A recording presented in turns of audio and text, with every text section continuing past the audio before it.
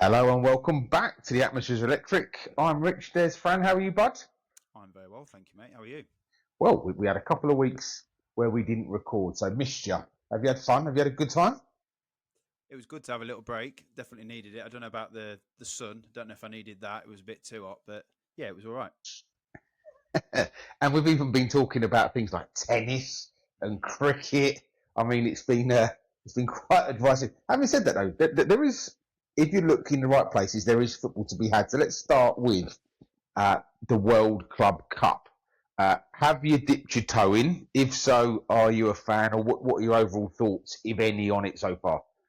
I have not watched a single game, if I'm being honest. It doesn't interest me in the slightest. I think if you talk to football fans about it as well, I would say unless you're just looking for some football, I don't think many football fans are interested in it as well. There's obviously a big prize pot at the end of it, isn't it, which the clubs are interested in. And I've seen that a lot of the teams have put very strong teams out, so there is some interest from the footballing side of things. But yeah, for me, I've had zero interest in it, if I'm being honest. Do you think that will pick up? So, for example, in the quarterfinals at the weekend, it looks like we're going to have or we could have a Bayern Munich PSG in the quarterfinals, as an example. Do you think that would start to pique your interest if it was at the right time and you've got a couple of teams that are, because you'd have to say that once you get to the quarterfinals, you might as well, I guess, go and win, right? Mm. So do you think you could fall into it if the game's I'd have more chance of watching a game if it was a Bayern PSG. For me personally, I still have zero interest in it. After the Champions League, I was all in on that, and I think the best team won. I've got zip. It doesn't interest me at all. If I'm being honest, it's just more football. When actually, I think the end of the season felt like the right time where players needed a break. I think it's been a good few years since they've actually had a proper break. There's been World Cups, there's been pandemics, there's been all these things going on, hasn't there? Where I don't think the players have had a proper break. So for me, it felt like the right time, and then it's just been crowbarred in. Nobody asked for this competition, so no interest for me. But I can see why people would like to watch it. There's some quality teams. You get to watch teams from Brazil, Argentina as well, even Auckland City, who what they all semi-pro, if that. So it's nice to see a blend of teams. I've seen a few of the highlights. I've seen a few of the Brazilian teams. It's nice to watch them. You don't get to see them, so I can see why football fans would be enticed to watch it. But for me, not for me. yeah, I have watched some, uh, mainly because, a bit like you said, sort of just looking for some football to watch, rather than none. And obviously, watch it with my kid who's obviously done his GCSE, so now he's kind of got some spare time. So, and again, football can be knowledge. Uh, the reality is that the location doesn't work. It's too hot. Mm. 3 o'clock kickoffs in 38-degree heat essentially dials it down to a pre-season friendly. You're also not getting the fans in the stadiums at 3 o'clock on a Tuesday because, the American people are at work, which makes complete sense. And, there's not that many fans that have travelled from across the world except for the South Americans who've got a slightly easier thing. So in reality, this is just a glorified pre-season tournament. The difference is that you've got the South Americans that are in the middle of their season, so they are actually fitter, fresher, and up for it, and sort of fire all cylinders. The European teams are kind of a bit half baked. Uh, so in its current form, it would, for me, if this is to be something that sits in the calendar moving forward, which I don't think it needs to, by the way, I agree with you that this is unnecessary football. And it'd be really interesting to see what happens to the teams that have played in it sort of in November, December, and whether their players start to buckle or whether they start to pick up more injuries. Or actually, the other side, maybe they're fitter and fresher because they've had it. I don't know. But yeah, I like I say, agree with you on that front. I think the teams that have participated in it will wilt a lot quicker than throughout the next season than the teams that have had a break. yeah, and I'm not sure I'm a massive fan of how it's disrupted the transfer window, like having that early transfer window to kind of help the team. Why not just have the transfer window from the end of the season to the start of the season? Like, again, I just think that we're kind of, I don't know, man, sort of reinventing the rules to bend the rules to make more money for I teams think that, that's the case around general football, isn't it? Rules are being brought in right, left, and centre. No one ever seems to be spoken about. The teams don't really seem to be spoken about. Well, I know this competition was just banged in. I don't think anyone voted for it. It seems to be happening all the while, and it always just seems to be revolving around money, and money is just destroying the game. Unfortunately, I think the game that everyone used to love has pretty much gone. yeah, obviously money is important to the game, but we have to find a balance, don't we, of putting the players and the teams first, and of course you could argue the supporters before the players and teams, but certainly, their kind of welfare and well-being has to be put first. And actually, I think we're just flogging these footballers and the fans, and maybe you've just got, which is a really worrying thing for someone such a football fan, maybe you've got football fatigue because there is just so much of it everywhere now all the time. I think that's absolutely the case. I definitely no. I'll never grow bored of football. I love football, but when it's on all the while, so I really enjoy it when it comes to the end of the season and then cricket starts. Like you get to watch the test matches. They're a very different type of sport, aren't they? They're not as slap bang wallop in your face for 90 minutes. It's over 5 days a test match, but then you've got rugby and you've got other sports like I said, Wimbledon coming up. Like it's nice just to dip in and out, and then when you come back, you are excited for the season. When it is just constant, I think it does lose its razzmatazz a little bit. Having said that, I'm already looking forward to the World Cup next summer. I'm already thinking about actually, because sort of watching, and there's also the CONCACAF Gold Cup. There's the Euro, the under 21 Euros, which I have actually sort of got into now. I certainly watched all of England's games and watched all of the quarterfinals at the weekend, and I'll be watching both of the semi-finals tonight. It does get your kind of juices flowing for a proper tournament where you can get behind and actually and then you watch the Colombia versus the Algerians, and you can get involved in it. And I'm looking forward to that next season, even though we are moaning about there being too much football, but I can't wait for that to come around. Your national tournaments, though, have been plumbed into the calendar for decades, haven't they? So you know when they're going. They come around every 4 years. You know when you are, and you almost build up to them. And in some cases, when it's the off season, you almost go, I wish it was a World Cup, but you also understand that the players need that break. If you're to see such a high level that gets produced, in the Premier League and the Champions League, they need that break. And I think when you're looking at these tournaments that are popping up, and you could even say things like the Conference League and stuff like shoehorning more and more European football in, like there's a possibility now that Palace get chucked out. Lyon have just been relegated. Somebody from the Premier League could get chucked into another. You're going to end up with a full league. You could end up with Chef U getting in the Conference League scene. Like it's a bit bonkers. It's too much football. It just needs to be simplified again. I think whoever's in charge of the game just needs to go back to the drawing board, simplify it, and get people enjoying basics of the game again. There is a massive movement, isn't there, of fans turning their back on, we'll call it the professional game. I don't need League 1 and 2 as much, but moving back towards that kind of grassroots step 1, step 2, step 3 kind of football that is a little bit more affordable, a little bit more, and you're not just a number. Your money is appreciated at those clubs where every pound counts, and whether that be in it's changed the sponsorship now. It's not called the Vanarama anymore. It's some car. Is it car hire? They've just found a new sponsor for it. Sorry, yes, but you get my point. Like that National League pyramid is actually starting to thrive, and they get some good crowds, and there's some good matches in that level. So I think if the top level's not careful, they're going to price people out, and people are going to switch off because you're kind of losing that kind of connection with your club, aren't you?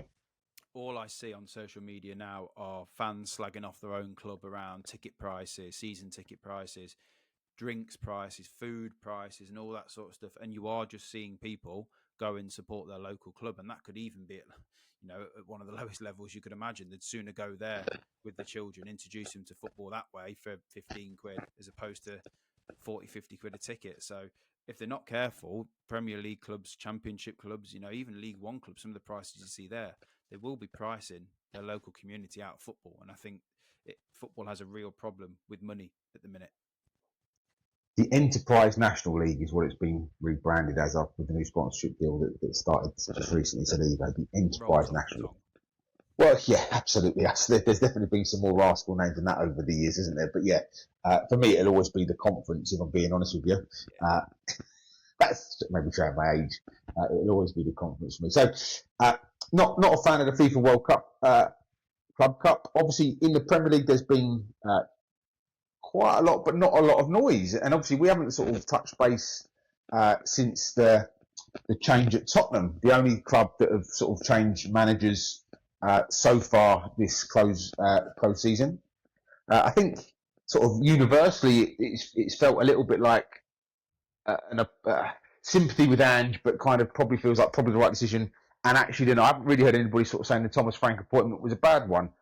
How does that feel for you? Do you think that in the end they've made the right decisions, they got to the good place, or do you think they should have stuck with Ange? I'm a bit torn on the Ange decision. I do think Thomas Frank is a great appointment. So put that to one side for a sec. I'm a bit torn. Once he's won the competition, I always felt that he was going to get given another crack, and probably, you could. I don't think it'd be unfair to say that he's earned it. Winning the first trophy in however many years. So I was a little surprised to actually see him sacked. However, when you look around at other examples, and the one that springs to mind is Ten Hag at United, that was absolutely the right time to do that, and allowing him 3 months extra in the job just set them back even further, didn't it? It didn't allow Amorim time to come in. So when you look at that example, you can see why it's been done. Bit of a gold handshake. Thank you very much, Ange. Got us a trophy. Your reputation has been enhanced. Off you go. He'd probably walk into a very good job soon, I'd imagine. If he might want a bit of a break, but he'd walk into a good job. So I can see why it's been done. And I do think the Thomas Frank appointment is a really good appointment. It's a different direction as to what Spurs have tried in the recent past. They've been with the proven Contes and Mourinho's, haven't they, which hasn't worked. Ange was a bit of a project, but I think Thomas Frank is a proper project manager who's going to be able to work with very different players, whether that's players that will be bought to play a certain style or to fit into a position or to be developed. I think he's got a lot of strings to his bow, so I think it's a really good appointment. I'm excited to see how they go. Yeah, it kind of feels like he's probably the best next person after Ange. And again, obviously Ange came across as being a really kind of, I'm going to use a really human manager in the sense that he had a great relationship with the players. He was a great communicator. You could see his empathy. You could see that he understood kind of how to build a team. And Thomas Frank, absolutely, and we've spoken about him many times, he builds that community from the first team, that they all feel like they're part of it, and he does a great job of the soft skills in terms of it's your 100th appearance, here's a gift, it's your he gets all of that stuff. So I think actually Thomas Frank is probably the best person to sort of follow on from Ange. And I think actually the key thing for me here is that the thing that Tottenham haven't done recently is let the manager bring the team with them. And you'll remember that you're still angry with me for Conte not being the Spurs manager when he should have been the Spurs manager, because that was over Daniel Levy at the last minute, pulling out on some of the backroom staff that Conte wanted. He's gone and got all of the staff that he wanted from Brentford. And so actually, this, for me, feels like not only have you got the now, but you've also got the next iteration if Thomas Frank does move on in the assistant manager, whatever, Justin something, can't remember his surname now. And so actually, you've given him the tools to get cracking. Now, the key thing here is, do Spurs give him the players that he wants? And that's yet to be seen, because again, the Spurs fans are now having a bit of a meltdown because they were talking about this player, that player, and they've ended up signing a Japanese player for £5 million that no one's ever heard of. And of course, if Brighton had done it, they'd all be celebrating down the streets going, what a great piece of business. But the Tottenham fans are having a meltdown. So that, for me, is now the piece of, are they going to move the squad around to give Thomas Frank the players he wants? Well, you're absolutely going to see a lot of players out, aren't you? Or I think the intention is for a lot of players out. It'll be interesting to see what route they go down with the players in, of whether it replicates the Brentford model of where they've signed specific players for specific positions and they play a certain style, or they go down a young, hungry model like they have, say, with the Japanese signing that they've just made, or whether they actually carry on trying to sign some of the proven players that they have done in the past. I can't see it being the latter. I think they will go down more of a developmental route. And I think Thomas Frank is definitely the manager to do that. So, yeah, I think that will be really interesting to see how he adapts, because Thomas Frank has definitely not had the level of funds that will be available to him at Spurs. So he's going to have to almost not learn on the job, but you get what I mean. It's going to be a bit of a different scenario for him as opposed to playing with a small budget. He's going to have quite a chunky budget. Or you imagine he'd have a chunky budget, especially if they make some sales. Yeah, the numbers being banded around a 200 million before sales, and it looks like Kyung-Min's son could be done. Obviously, Manor Solomon had a good loan spell at Leeds, so there's teams interested in him. Obviously, there's the Richarlison conversation that Everton apparently are still thinking about, and again, that would make, I think, a lot of sense, because I think Richarlison's happy there, and they will always have, because of what he did for them in terms of helping keeping them up. And then, of course, there's the other players that you talk about. Does Romero stay? Because obviously he was quite a big Ange fan, and obviously that would be a big amount of money, but who can afford him? Who would pay the money for him? So I think Spurs are in for a very interesting summer, both in terms of can they actually attract the players they're looking for with their wage structure being so small and tight, but also can they move on the players? And again, Son at 30, whatever he is, I think 33, they can get a £30 million payment, off of either a Turkish team or a Saudi team. That feels to me like the perfect send off for him as well. It goes as a club legend, lifting the trophy with his last game. On you go, and good luck, because actually his powers are diminishing almost day by day. Yeah, I think that'd be a great bit of business for Spurs to get 30 million for somebody like you said, who quite clearly is on the decline. He's been a fantastic servant, and everyone will thank him, as they did Harry Kane when he left, and say what a great servant they've been. But I think the time is now, and to get 30 million for him at 32, 33 is a great bit of business. Reinvest that back into the squad with, you've got Tell, who's just signed permanently. He's almost a direct replacement for Son, so it's not like they're short of options. So yeah, I think that'd be a great bit of business. I'm just interested to see what they do at the top end of the pitch, because I still think there is the jury out on Dom Solanke. I do like what he does at there. He's a physical presence and he works very hard, but is he of the sufficient quality in front of goal for what Spurs need? I think there's still a bit of the jury out on him. Well, having listened to Thomas Frank talk a few times now, just to kind of get a bit of background on the guy, the one thing he does do is get the most out of his forwards. He has spent a lot of time on the science behind where you're more likely to score a goal from. How can we get the ball in those areas? And if you look at, let's be honest, completely honest, Wan-Bissaka 3 seasons ago was seen as bit of a token gesture, right? Not a laughing stock, because he is a Premier League football player, but you would not be saying you want him as a number 9 in your team. Whatever team you supported, whether it be Burnley or Arsenal, you was not saying that Wan-Bissaka was going to be someone you'd want. But actually, what he's done is turned him into a credible Premier League number 9. And that was going to be one of my questions. I wonder whether they'll go in for Johan Visser as a replacement / competition for Solanke, because from what he produced last season, you would say that he's head and shoulders above Solanke of what was produced last season, goals wise, numbers wise.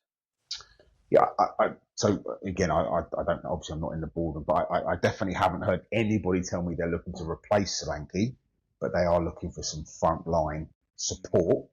Obviously, Kulusevski's out for a while. I think if he was fit, actually, he might have been on the board for a sale. I think there was talk of maybe Napoli coming in for him, because obviously Napoli have got some money on the hip off the back of the Kvaratskhelia sale. So obviously his injury, I think, saves him. So I think it will be Son and Solomon out, which could generate 50 million quid. Obviously, Eze is the main player they're looking to get in. Not necessarily, I'm not talking about direct replacement, but in terms of having that midfield space. So there is definitely the option for a Semenya or another winger.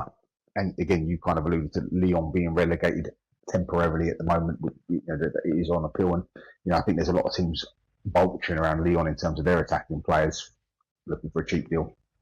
Yeah, on the Lyon front, it's bonkers, isn't it? I saw somebody comment say, I can't believe they've been relegated. They finished 6th. Obviously, they're just on the wind up, but finishing 6th. But I've seen other comments trying to compare it to Manchester United and saying, how have they been relegated with 500 million in debt when Manchester United are billions in debt? And it just seems, again, where's this consistency?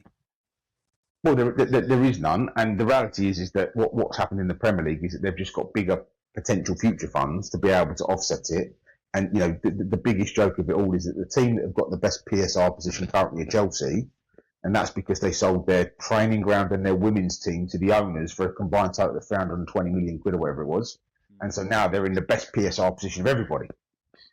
Yeah, that is just millions, billions of pounds. Yeah, it's just the whole thing's a farce.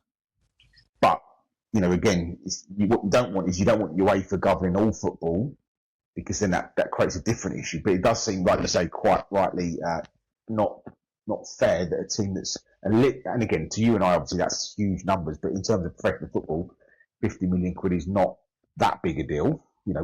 Most Premier League teams can show you one player they spent that amount of money on that didn't play many games of football and was a bit of a dud. So to be relegating a team and potentially knocking Lyon back 10 years, 15, like it's one of the things that they'll lose their players. They might never come back. Like, it sounds dramatic, but it could happen. Well, Bordeaux have gone down a similar sort of route, haven't they? So it's not beyond the wit of man to think that that is affecting, think about all of the people that work there, all of the fans. Like, again, just a disrespect and disregard for what's really important in football, which is the community that it's based upon for me. That's exactly the point I would add on to that is there's no regard there for the fans whatsoever of any club where, that they're being financially mismanaged. Like, there's no regard for the fans there whatsoever. If clubs go bust, what do those fans do? They don't just go, do you know what? I'll support Arsenal. Like, it just doesn't work like that, does it? Like, there's no regard for the fans with some of these owners. No, absolutely not. Which is a shame. I probably won't go down that route today. I'm just thinking of even lower league football and some of the people at that level are only it for themselves and their own ego rather than actually what's right for the club. But that I guess is the same in every business and every walk of life. And so football is full of egos, right? So Thomas Frank, the new Tottenham manager, I think we're both intrigued to see how that works, and I'm intrigued to see what system he plays in. Like obviously, everyone thinks he's a 3-5-2, but actually most of the games last season were with a 4. Is he going to go back to Brentford? They're talking about, like you mentioned, Visser. They're talking about Norgard. They're talking about Collins, possibly being sort of some players that he might be interested in. Very interesting. And again, obviously, we had that kind of initial burst of a transfer window before the World Club Cup, but it's gone a bit quiet, it's fair to say. Like there's not been a huge amount of activity. That all comes to the PSR conversation, because obviously 1st of July is a new accounting year. So my understanding is that lots of clubs have sort of tied these and teed these deals up ready for the 1st of July when it goes into the next year. But a deal that has got over the line, and not because of the World Club Cup, is obviously Florian Wirtz. Now, the joke going around social media is, of course, that they've spent the Coutinho money well. Obviously, still spending the Coutinho money, which is obviously, I suppose, in many ways, a compliment to Liverpool, because that's the only thing we can take the P out of. But Florian Wirtz, at whatever the number is, right? It's 100+ million. Doesn't matter whether it's 16 or 25. I don't really care about the detail. It's a serious amount of money. What are your thoughts on that as a transfer? Obviously, he's a good player, but do you think it's the right use of that sort of money, and do you think he'll be a success? What I like about the general transfer strategy at Liverpool at the minute is they are now signing players, and I include Van Dijk and Salah in that, of when you're at your strongest, you ensure that you sign players to ensure you stay at your strongest. And I think that's what a few of the other clubs have fallen foul of. And even clubs where they've got to their peak, so not necessarily winning stuff, but got to their peak, and they've not been able to build on that. You end up either seeing players leave or leave on free transfers. And what I think Liverpool have done there is identified 2 or 3 key positions, again, including Salah and Van Dijk, and have replaced them. They said, Trent's gone. They've gone and got Frimpong in, very different style of player, but they've strengthened that position immediately. They've recognised that they're possibly a number 10 short, which, when you look across their squad, they have got a lot of players who can play in that position, but you wouldn't nail them down and say that's their starting number 10. Szoboszlai's been playing in sort of a high 8 position, hasn't he? But he's not a 10.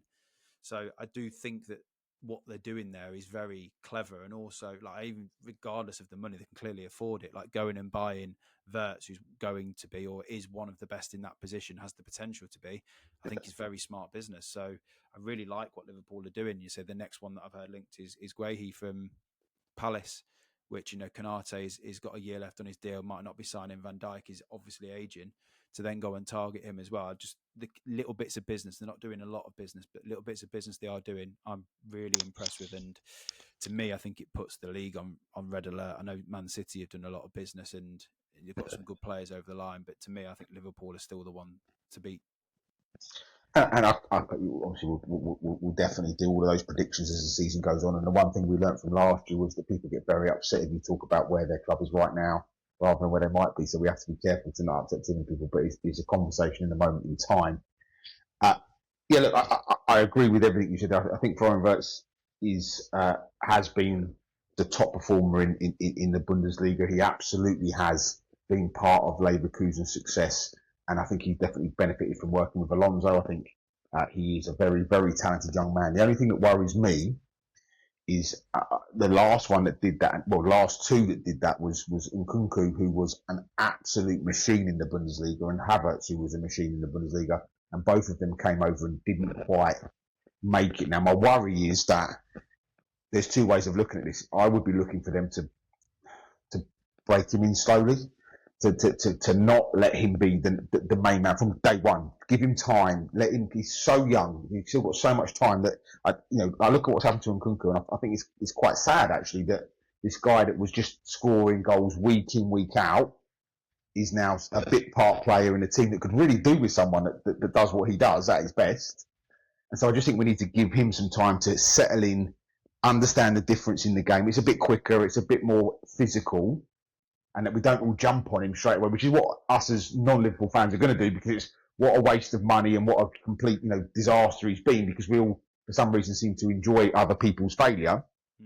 Let's just let him bed in a little bit. A couple of things that have popped into my mind there are, I can't recall off the top of my head any Germans in the Liverpool team, so he's not going to have that benefit. Karl-Heinz Rummenigge? No, not Karl-Heinz Rummenigge. Who is not Karl-Heinz Rummenigge? I went too far back. No. Riegler? Was it Riegler? No. So Christian Ziege was there, German, and then there was another one around that time, a centre forward.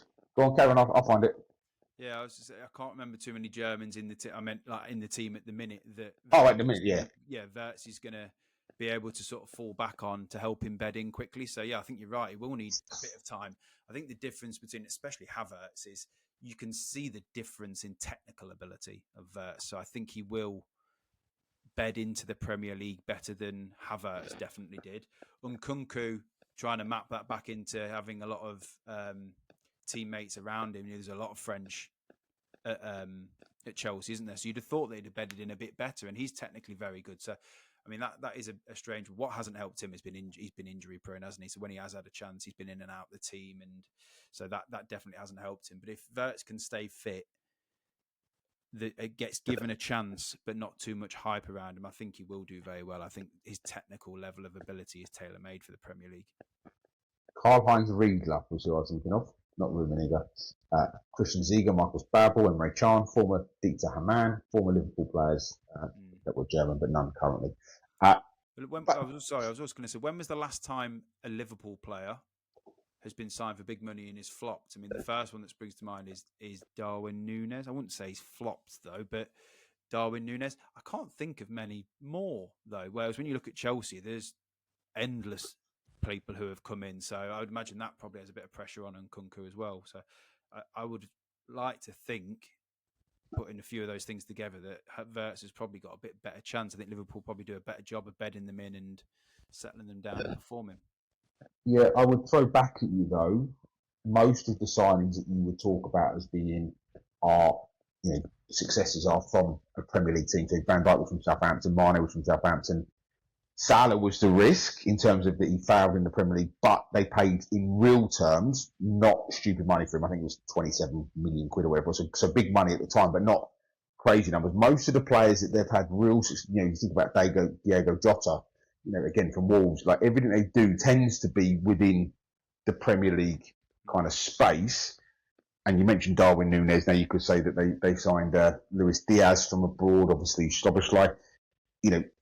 It's a little bit more patchy when you start to look at the foreign signings, but look, I think Liverpool are in a really good spot. Like you say, quite rightly, it's good to buy players when you're on top. They're still going to go. They're going. Obviously, Kirkes is coming in.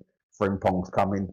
Here we go. Give it a go. Mamardashvili, the goalkeeper, proper goalkeeper as well. Young. So they're absolutely in a good spot.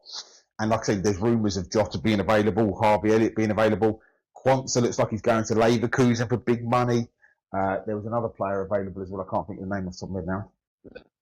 I wouldn't talk of Diaz being available, by the way. So they're definitely going through but that in itself is an interesting picture, because actually Arne Slot coming in last year, everyone's like, Liverpool aren't going to do as well because Klopp's not there. But actually, the stability was possibly what kept them going. This could be the slightly interesting one, because if you're making all these changes, you're probably looking at a slight change of system as well. I'm going to be interested if they go for a 9, because I still think they're short of a number 9. Yeah, I mean, obviously, it looks like Robertson's going to Atletico Madrid as well. So again, you're losing some leaders. There's definitely an evolution of the squad that's needed for sure. So yeah, I think it's one to definitely keep an eye on. But for me, I think everybody is definitely underplaying what Manchester City have done in terms of the ins and the outs and where they're going. And I think they've made I think 3 very, very good signings on top of, forget the January signings now, because they're then, in Reiners, Shirky and Ain't Nori, I think they're 3 players that make that squad immediately better in some key areas. And I think with Rodri coming back and John Stones looking like he's fit again, I think they're in a good spot, Man City. I think they're going to be very difficult to get past. I think there's one glaring position in that team that needs some work, and it's the right back position. Yeah, I fair. think when I look at that, let's say they almost didn't need Ain't Nori because the Croatian centre half, he's been playing there really well, hasn't he? And when they've got stacks of centre halves really, so they didn't really need that left back. So yeah, I'm a bit surprised they've not gone out for a right back at the minute because Mateus Nunes definitely isn't a right back. I don't rate him at all, if I'm being honest, but at right back, absolutely not. Got Kyle Walker coming back, but he's about 40. They definitely need something at right back, unless the plan is to use Rico Lewis. Well, but you could. Good point, by the way. Rico Lewis needs a season, doesn't he? Because he's now probably not as young as you think he is. Like for us, he's primed to go on loan. I'd be loaning him out for a full season somewhere. Well, but I mean, he's what? How old is he? I'd say 21, 22 would be my guess. He's 20. Yeah, so 20. I thought I got another Brian Bwema moment there. He's 20, but needs to start putting a stake on that position. Otherwise, very quickly, he's 23 and he's not played a huge amount of football. Like, he's a very good football player. Obviously played in the inverted fullback role. So, like you say, maybe that is. But they've been playing the youngster in there, haven't they? So again, maybe that would be great if Man City actually do start, because Man City are going around, and we spoke about this loads off air, mopping up all of the youngsters across the country. Literally hoovering them up, aren't they? At some point, some of them have got to break through, because otherwise that little plan will stop, because actually, you do need to have some people coming through into the first team. You've got to have a pathway, or else those signings will just stop, won't they? And I think one of those players is Jeremy Mongo, who they're after. He's probably looked at the pathway there and thought, I've probably going against 30, 40 juniors here that are all of a top level, and I'm going to struggle to get in. So he's decided to stay at a very, very poor Leicester City. But get minutes, which is important. And again, exactly, but start in the first team. So I wonder whether that's going to start becoming a bit of a trend around youngsters joining top clubs. Yeah, I truly believe it doesn't. And again, I talked to obviously being a coach of a under 16, under 18 team, a lot around. Don't go chasing the level up if you're not guaranteed minutes. Play minutes, learn the game, learn the skill. If you're good enough, they'll find you. A bit like Field of Dreams, build it, they will come. Like, if you're good enough, if you're a centre forward and you're banging in loads of goals in the Championship for Leicester City, you are going to get your big money move to a team that will instantly more likely to play you in the first team. You look at Liam Delap, he's gone from Ipswich. He will play for Chelsea. Obviously Nicholas Jackson keeps getting sent off. He even got sent off after, I think, coming on for 10 minutes in the World Club Cup. So, Liam Delap is the man, but he's done that because he's played minutes. You have to leave Man City to do that. Yeah, and without that, it'd have just been, well, I don't even think it's a bad word. He would have been rotting sort of in the 21s sort of academy side, wouldn't he, at Man City, which, don't get me wrong, he'd have been picked up at some point, but the best thing for his career was going to Ipswich, getting games under his belt. He's now renowned around the Premier League as a consistent 9 who scores goals. Yeah, 100%. Obviously, like I say, a little bit slow in terms of news, in terms of even gossip and rumour, but there's a couple of things that we can definitely start to thrash about. And obviously, you will probably tell me at some point between now and the start of the season, you think that the 3 that came up will go back down again, albeit, we're kind of debating whether Leeds are having a good window or not. My question, though, is, of which of the current Premier League teams do you think could be in risk of getting dragged into a relegation battle based on the current position? So don't, again, before anyone gets angry, there is still 2 months of the transfer window left, in whichever teams we talk about now, you might go and have an absolute.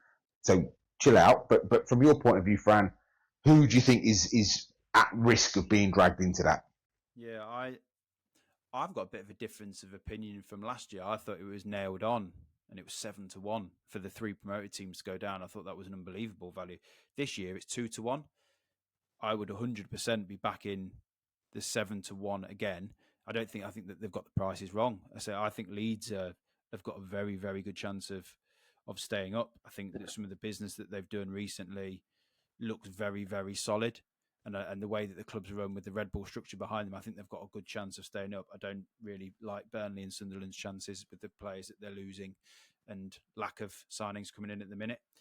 I do think there's some teams at this minute in time at risk of going down. And so I've checked on some of the odds, and one of them is 10-1. I think Wolves losing Cunha, they had a very, very good end to the season. But if we're being honest, they were head and shoulders above the 3 promoted teams. So all they had to do was to perform to a level, and it made them being 20 points clear. I think that's an unfair reflection. Losing Cunha is, yes, they've got good money for him, but I've seen one player come in, and he's not a direct. Is it Fer Lopez? Yep. He's not a replacement for Cunha. He was their talisman. So I think they're in trouble at the minute. And at the minute, according to the bookies, they're the best team to be relegated of the non-promoted teams. I don't think that's the case, though. I think there's 2 more that are at risk. I think Brentford are at risk, losing Thomas Frank, possibly using Visser and Mbeumo.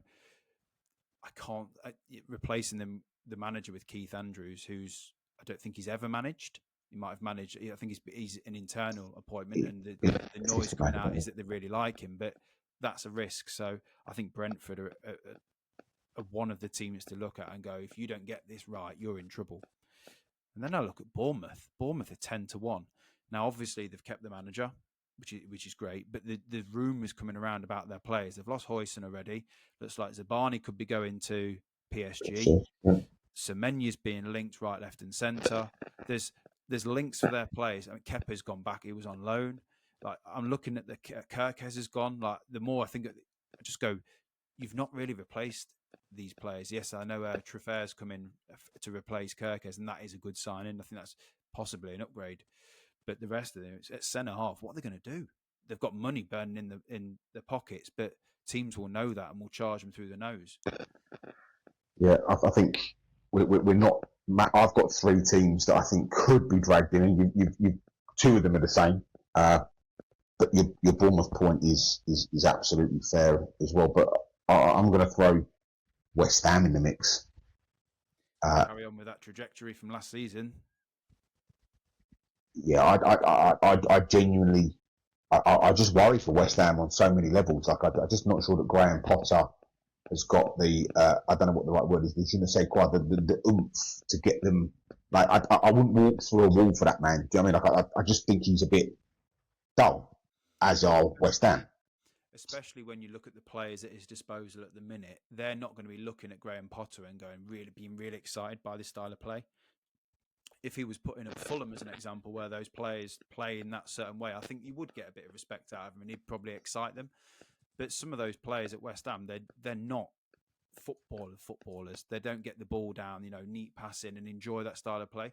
Your Thomas Součeks, they enjoy a bit of blood and guts, don't they? Hard tackles, getting the ball in the air, winning it, and that's just not what's going to excite them. So I agree. I think West Ham definitely, but I think they'll probably go again in the market. Oh, I'm talking about today, right? They're talking about throwing Kudus around. So Kudus is being touted around, and whether that's the agent at the club, I'm not sure. Definitely the guy that knows more about it on social media, the ex-West Ham employee guy. I think that's actually what he goes as, and was talking about that they are open to suggestions and I'd be flogging him.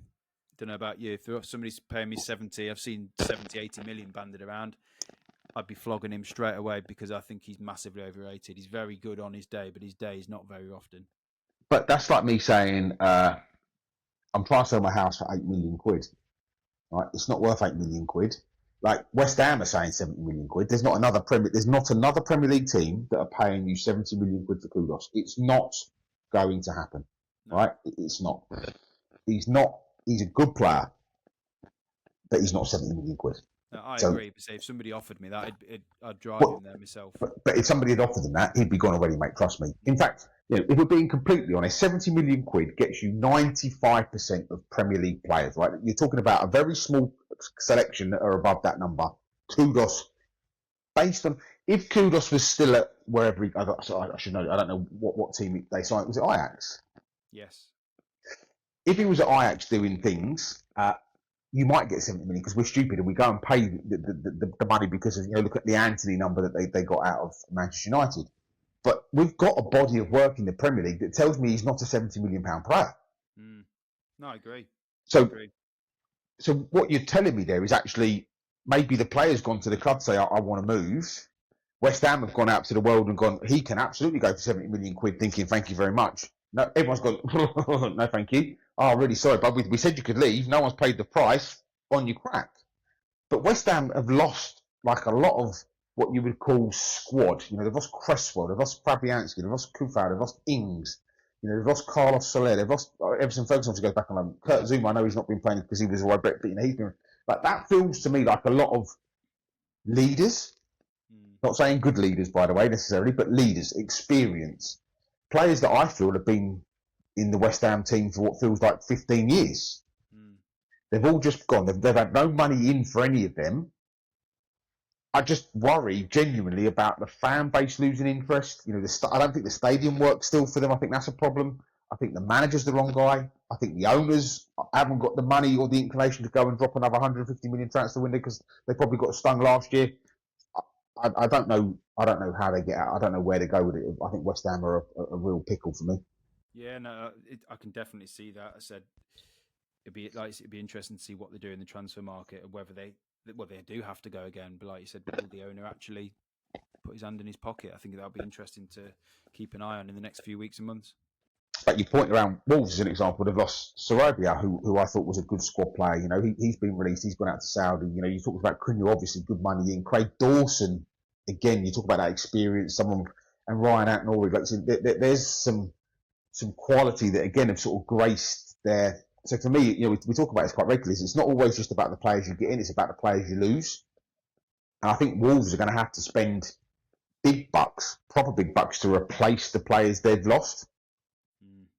And that's because again they have got a history of finding, you know, good Portuguese players that happen to have the same super agent, but maybe that's how they get out of this, and maybe it all becomes good, you know. They've had a rejig of staff, haven't they, as well? So you'd think that Wolves would be looking into that old market of going back and getting some of those players.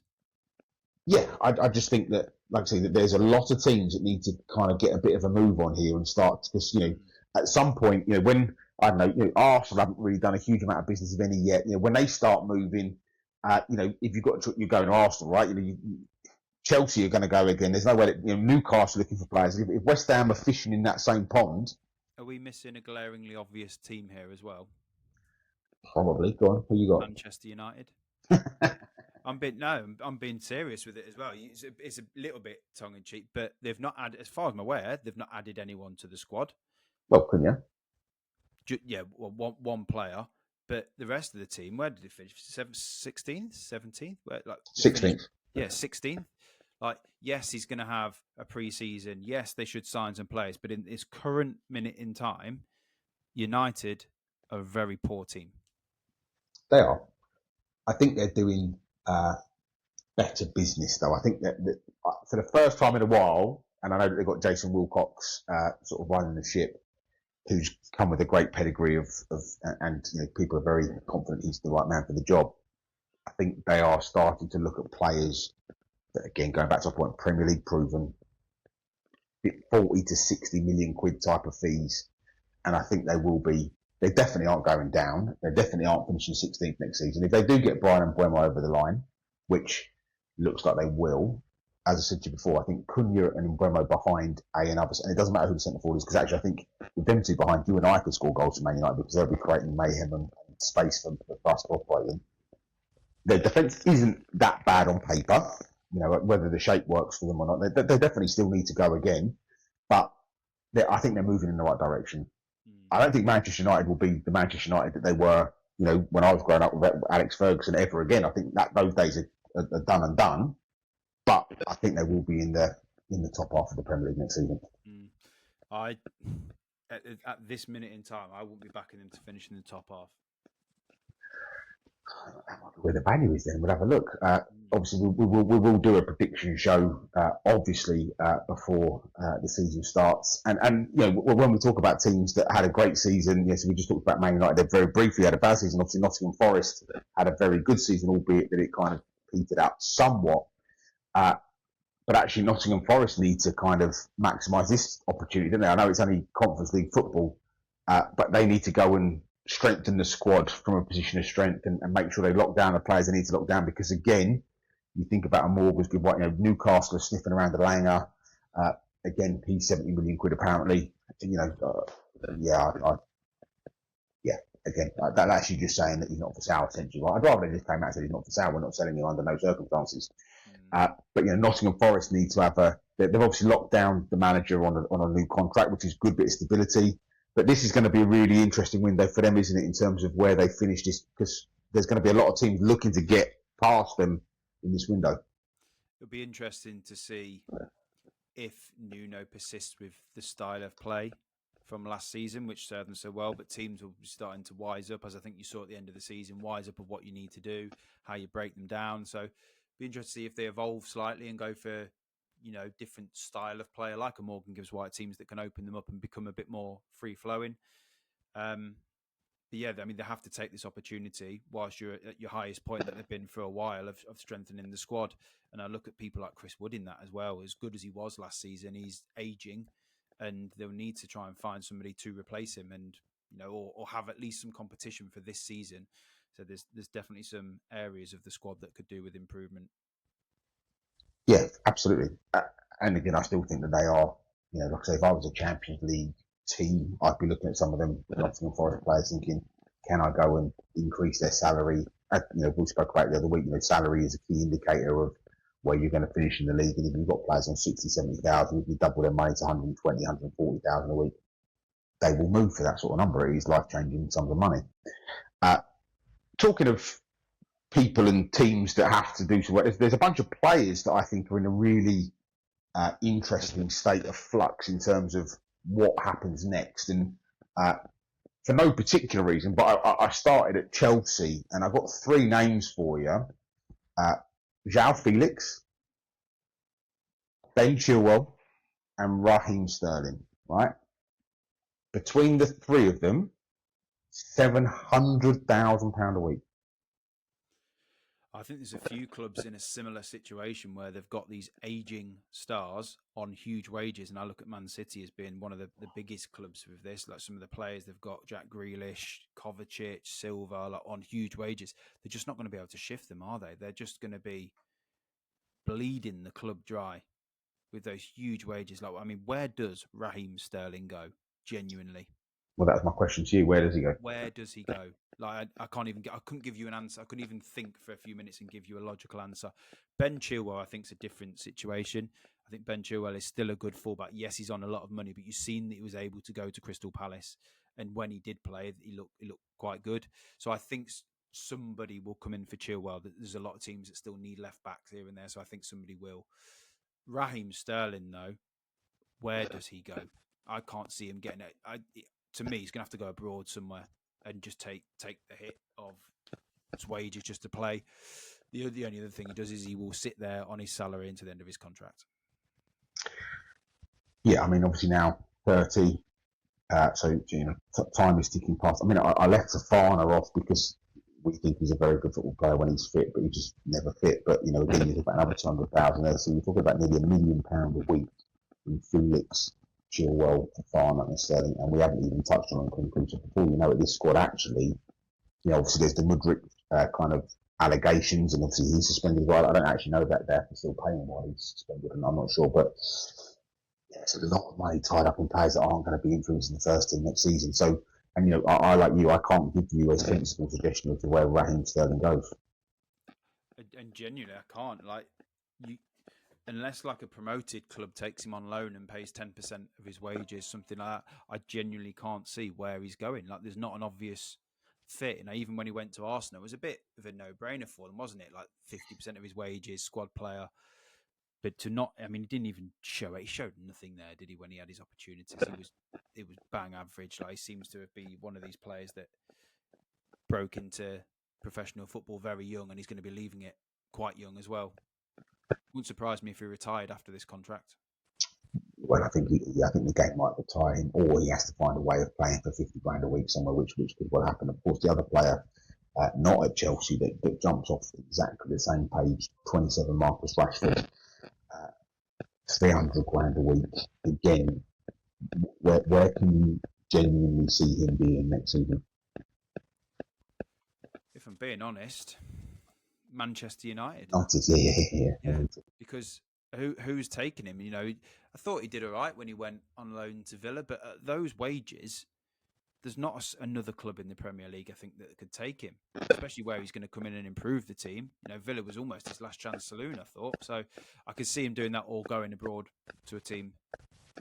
Can't see him going anywhere else. I mean, he's come out and publicly flirted with the idea of Barcelona, which... He has, yeah. He's flirted with it. Yeah. I'd quite like to play for Barcelona as well. I'd quite like to play with Lamine Yamal and Rafinha and all the other players there. But I think you're right. But actually, I truly believe that this could be the solution. Is that with Cunha and Mbeumo behind Rashford? I think that could be the solution to Manchester United. Well, that's a far better option than Højlund, isn't it?